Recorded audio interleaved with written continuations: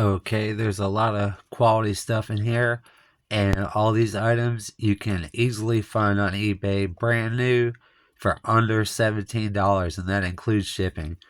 So, to start, if I were going to take this in the field, I'd have electrical tape wrapped around the tin to waterproof it, and then I'd have this Ranger band or something to hold it closed for later on, and more on this stuff further down the line in the video. So let's open up this bad boy.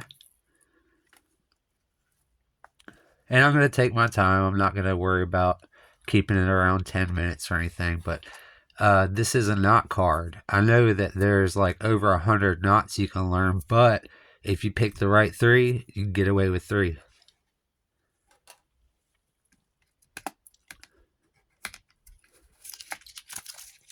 Alrighty. These are pieces of Gorilla Tape on parchment paper. And parchment paper used to look like this. This kind of looks like wax paper, but it's not. Wax paper for me has been awful to put duct tape and Gorilla Tape on, because when I go to peel it off, it like rips and sticks to the duct tape. And parchment paper, I mean, it keeps most of its stickiness. The duct tape does. So I keep this cut stuff on top. There's 2 waterproof butterfly bandies and an alcohol pad, so you're not digging through the kit while you're bleeding. And the alcohol pad should not, like, alcohol shouldn't go in the inside of a deep wound, but you use it to clean and dry the area you want the butterfly bandies to stick to. Alright, this is 60 feet of 20-pound test braided fishing line. So there's plenty for sewing, fishing, making wooden traps.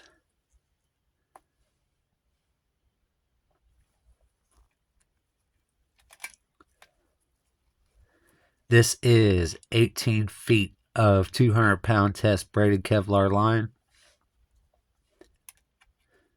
And I could have fit another 12 feet of this stuff, but I chose to put this high visibility yellow 100-pound test braided fishing line, and there's 24 feet here.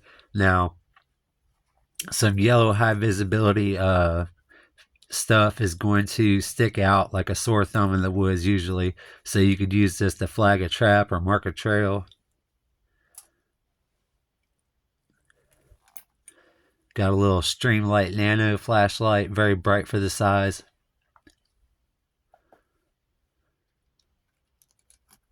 This is the Sun Company Go Compass. Google says it's a good alternative to a button compass. It had a clip on it, and I hacksawed that off. Like, it had the clip to your watch or whatever. Oh, and I wanted there to be a lure in here, so here's a worm lure. There wasn't a lot of room. Put it on your hook, and hopefully the fish will bite it. Okay, this is a straight upholstery needle, and it's not in this kit for sewing. More on that later. This is a 6-foot length of waxed thread. Came like this. It's 20-pound test, and, you know, of course it's for sewing. This ACR whistle, you get these for like $10 on eBay, and that includes shipping. They're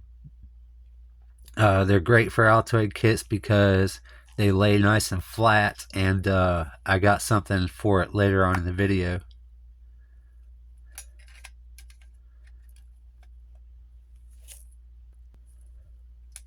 Just got some 2-inch Revlon tweezers to dig out to pull out thorns and things like that. 6-foot length of dental floss. Dental floss is very strong. You can use it for sewing, fishing, whatever. But it's also a great morale booster, I'm sure, to be able to clean your teeth in some capacity in a survival situation.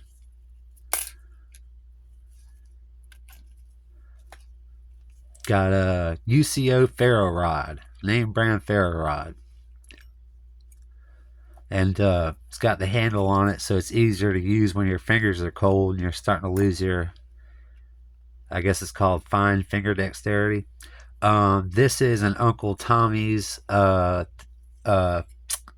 starting pad. It's sawdust with wax infused. And here's what they look like whole. But yeah, um, rip this in half, fluff it up a little, and just one piece, as in 1/4 of this, is going to burn for 5 minutes. The first minute is going to be like a 1 or 2 inch flame. Then for 3 minutes, you're going to get a 3 or 4 inch flame, nice and wide. And then the last minute, it kind of dies down, but it'll go well with your ferro rod. You fluff it up on the edge, and it should strike pretty easy, or it should light pretty easy. I could have put more of the snare wire in here probably, but I chose to. I got medicine here for all the common ailments, or at least the ones I can think of. This is 2 8-foot sections of snare wire. Okay, here we go. You got Benadryl to help you sleep. Of course, you shouldn't take Benadryl unless you have plenty of water, because it'll dehydrate you a little. Got 4 of these small aspirin. This is a heartburn pill, and if you've ever had heartburn bad and nothing to take for it, then I'm sure you remember it. Let's see here if I can get to this stuff.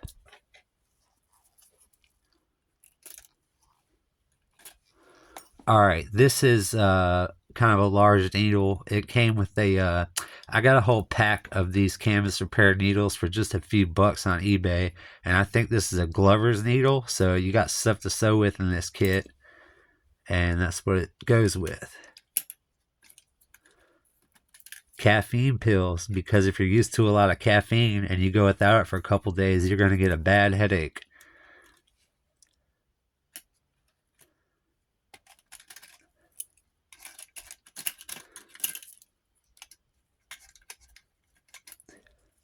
Okay, got a bunch of these. These are the older model Coghlan Storm matches, like not old school, but the last model they used. They don't use this model anymore, but Storm matches, they burn for 10 seconds. They work in the rain. They work in the dirt, whatever, in the water. Alright, these are the keys to the wire saw I'm going to show you in a minute. They're like the little handles that I took off so the wire saw fits in the tin better. And I got the diarrhea pill. So let me know in the comments if there's any common ailments I missed out on, because I think I got them all. Alright, this is kind of a large sinker for such a small kit. And instead of, there's always room for fish hooks in a kit, no matter how packed it is, for the most part. And sinkers are easy to fit too, but rather than dig them out of the kit, I'll just show you the kind of stuff I throw in here. So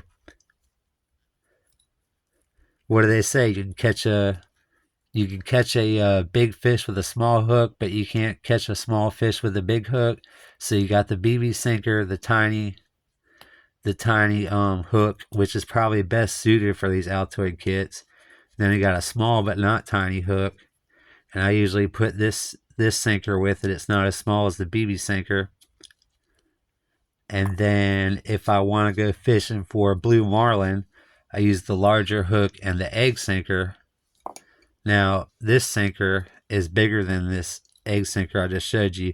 That is for if I wanted to go fishing for those fish with the scary teeth and the light bulb that dangles in front of their head. That's what I'd use this sinker and hook for.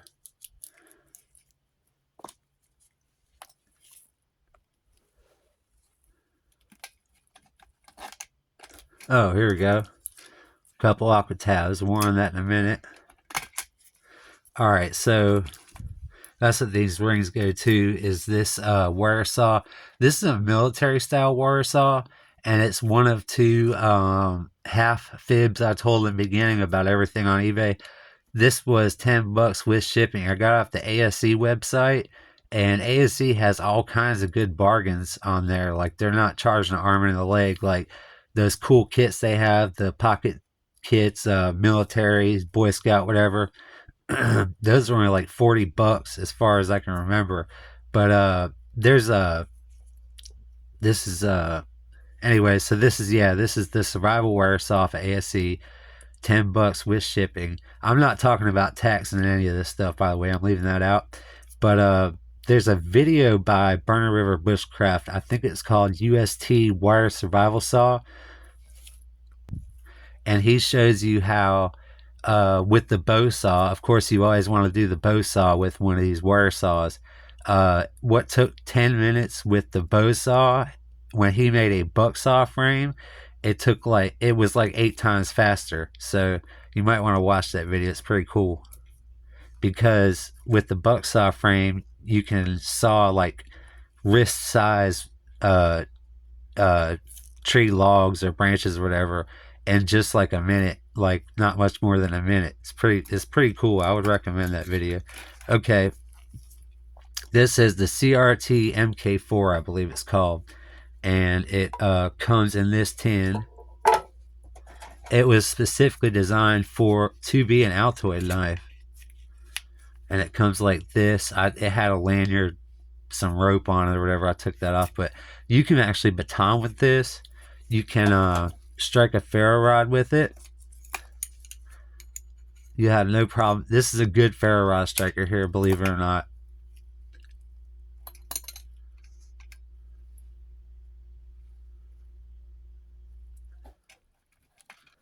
Okay, got a box cutter blade with painter's tape so I don't cut myself. More on that later. Alright, for those Coghlan Stormproof matches I showed you, this is a match striker to go with it.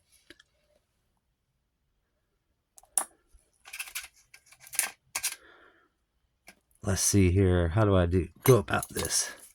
I've done this kind of thing before. Nope, broke the match. Here we go. That's how to do it.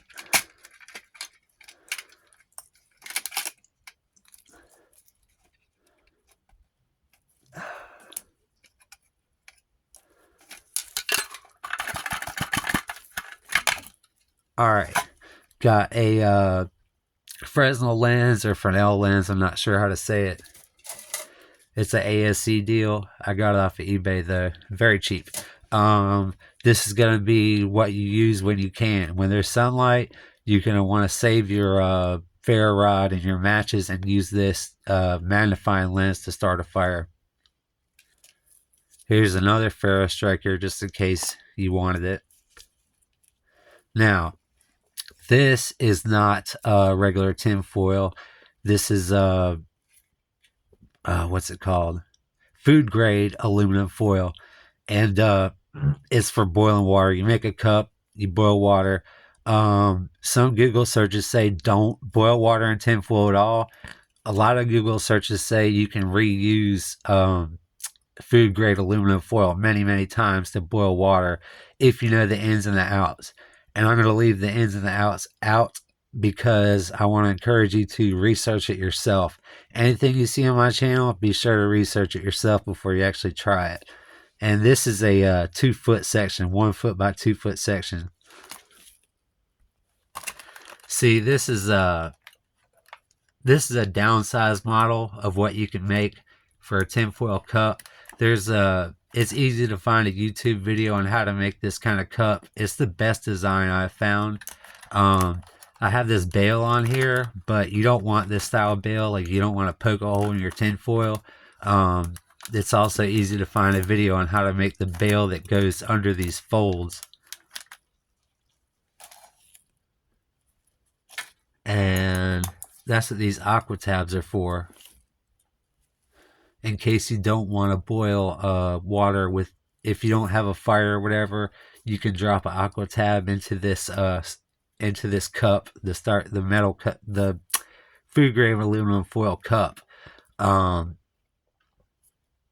Yeah, so you can put aqua tabs in aluminum foil according to Google, but never use iodine to purify water in aluminum foil because that's poisonous. Now, I got one more thing. Oh, no. There's a few things that I was going to talk about. With this, from what I've seen guys do on YouTube, like let's say this is a piece of wood, they'll use this straight upholstery needle to mark the wood or etch, whatever you want to call it. Like, if I wanted to make a wooden handle for this knife, I can't use the point of the knife to do etching, so you hold it there and you trace, make your scratches in the wood. Pretty cool stuff. All right, let's see. So take some of this snare wire, and we're gonna take this box cutter blade and put the box cutter blade with the snare wire. Then use the tape. You could wrap around the Altoid tin 3 times if you wanted, and use tape to make a knife out of this. I'll show you in just a minute. And here it is, the pièce de résistance. Um, yeah, this is kind of dirty on this side. There's a lot of dirty stuff you'll see on my channel. But anyway, um, I don't have the actual wire wrapped around it underneath this, but yeah, it's a little backup knife. Pretty cool stuff. Okay, if I left anything out, I'm going to put it in the either the description, the comments, or both. Anyway, thanks for stopping by.